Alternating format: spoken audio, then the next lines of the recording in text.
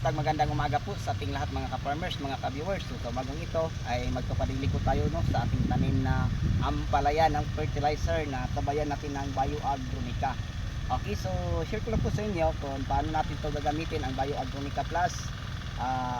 Ganito lang mga kapwa ko ka-farmers, pag isaligit natin sila sa tubig na 200 liters na may fertilizer, no, na 3 kilos, lagyan lang po natin ng isang sardinas o 155 ml kasi ang isang sardinas 155 ml. So ganito lang. Yan. Punuin natin to. Then pagkatapos, yan. Ganyan lang kasimple mga ka-farmers. Kasi ang ating ginagamit na Bioagronica Plus ay isa po siyang soil conditioner, root growth, antivirus, antibacterial, antifungus. So ibig sabihin yung mga tanim natin na ampalaya, yung bigla lang nalalanta ang puno o nabulok, ay malaking tulong po ito, no, sa ating mga pananim mga farmers, ang Bioagronica Plus. Okay? So yun lang po, no, 155 lang ang isang sardinas ml.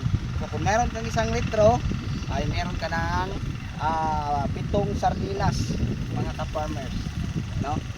Ang pang-pito mong sukat ay hindi na makapuno kasi ang 150 tapos 9 lang, no, 900. So yun lang po.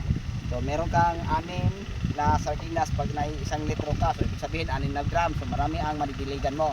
So gawin lang po natin to, no, 2 beses o 3 beses sa ating mga pananim. Kung ang lupa natin ay walang pahinga, tuloy-tuloy ang pagtatanim, taon-taon na ang nakalipas, so pwede natin gawin sa 4 na beses na isabay natin siya sa mga fertilizer na ating ginagamit dito lang po sa ating bukirin. So yun lang po, no, ang maibahagi ko sa inyo. Sana po may natutunan po kayo sa ating ginagawang video.